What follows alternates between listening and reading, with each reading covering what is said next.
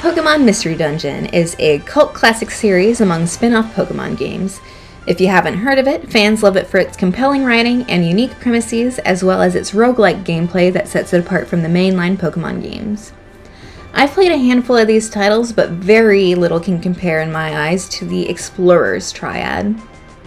Pokémon Mystery Dungeon: Explorers of Time was one of the first video games I ever played, and one scene in particular stuck with me as my first introduction to true art in video games. I remember the first time I saw this cutscene, it brought tears to my eyes. I also cried on the second and third, and probably fourth, fifth, and sixth times I rewatched this cutscene. I am definitely not the only person who loves it. In a 2022 interview with Seafoam Gaming, Shinichiro Tomie, a writer for the game and seemingly a large contributor to the scene's direction, says that some even describe it as his magnum opus. You can call me Kitty, and today I will be conducting a 5-step art analysis of this scene to figure out just what makes it so special. In 2005, Chunsoft, in collaboration with Nintendo and the Pokémon Company, released the Pokémon Mystery Dungeon Rescue Team games, the first Pokémon entries in the Mystery Dungeon series, to mixed reviews. Despite this, the reception seemed positive enough to release a second set of games for the DS and then the later entries.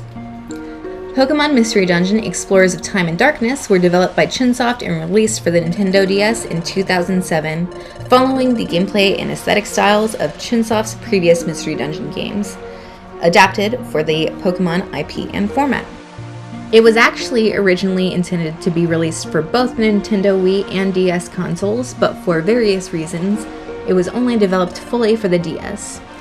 As built for the 2004 DS handheld console, it was intended to be viewed in a vertical orientation on two small 3-inch 4:3 ratio 108 ppi screens with a small gap between them. The video shown here is from the Explorers of Sky video game, which is essentially just an upgrade from Time and Darkness. The graphics are all just about the same. A huge thank you to MarioFan98 of World of Longplays for the recording. I could not get one of my own without destroying my own save. This scene contains multiple shots and focuses on displaying the beauty of the sunset on the game's beach. Two images of crabby Pokemon introduce the main focal interest, which is the bubbles, before a main character walks in on screen right. The palette consists of mostly warm sunset colors and a large stretch of blue ocean with yellow highlights. There are limited animations for the ocean's waves hitting the shore and a few frames for each variation of bubbles as their assets move across the screen. A simple wavy line pattern in 2 yellow tones suggests the beach's sand in the areas where the player characters walk. Reddish-brown rock formations and green shrubbery appear all across the screen. The orange-purple sunset features 2 sets of low, lavender-colored clouds, and between them, a white and yellow sun sits at the top center screen.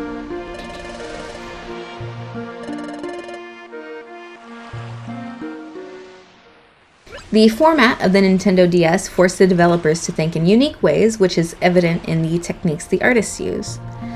Dithering is used in some parts of the shading and the sunset, creating softer gradients in the background set pieces, and it is also used in places for texture.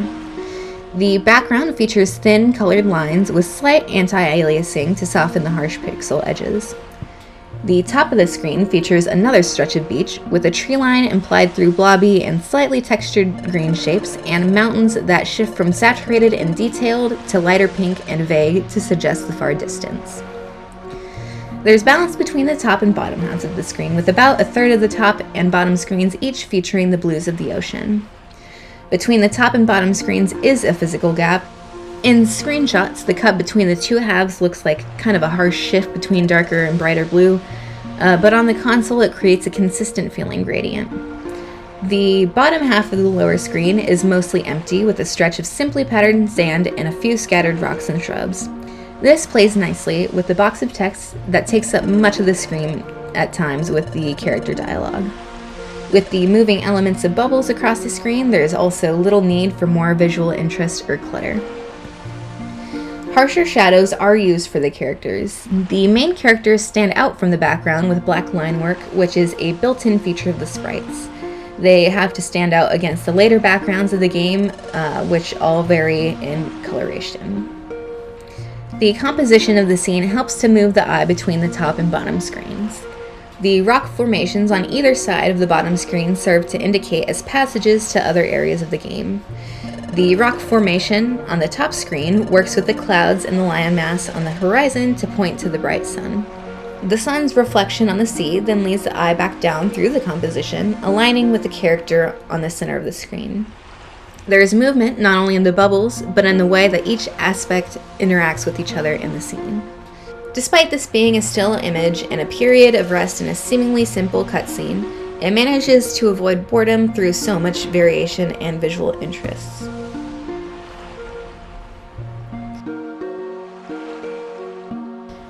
The sunset and the bubbles can be seen as a metaphor for greeting and parting. This scene can be best explained by Shinichiro Tomie. Of the bubbles, Tomie says, quote, "Meetings and partings are common themes of the series. When development started, I thought of expressing those themes through bubbles at the beginning and end of the game," unquote. Bubbles are impermanent. They appear into the world and disappear just as easily. The sunset can also serve as a metaphor and could represent the feelings of resignation at the beginning and end of the game, though we won't get into the spoilers there. The passage of time is also an important theme in the Explorers games, and the day's ending serves as a reminder of this in later parts of the game. Some pieces of the scene's graphics may not hold up completely by today's standards. Many modern-day gamers do not appreciate pixel art as its own form of art, viewing it as dated. Some complaints about the graphics were even made on the game's release.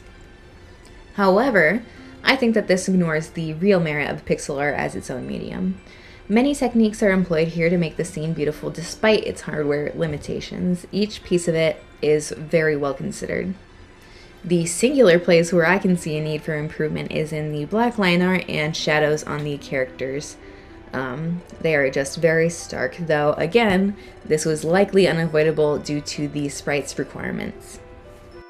So, how I feel about this scene is probably pretty obvious. I love it. It was very impactful to me as a child. In my opinion, this is not even the most beautiful part of the game graphically. The Explorers games are full of gorgeous background art and cutscenes, far more fantastical and stunning than this one, but the emotional impact of this scene is undeniable. If you go to any video mentioning this cutscene, you will likely find several players commenting about how moving it was. People will come back 10 or 15 years after the game's release just to comment on its craftsmanship and emotional impact. Truly, this scene is a work of art within a work of art.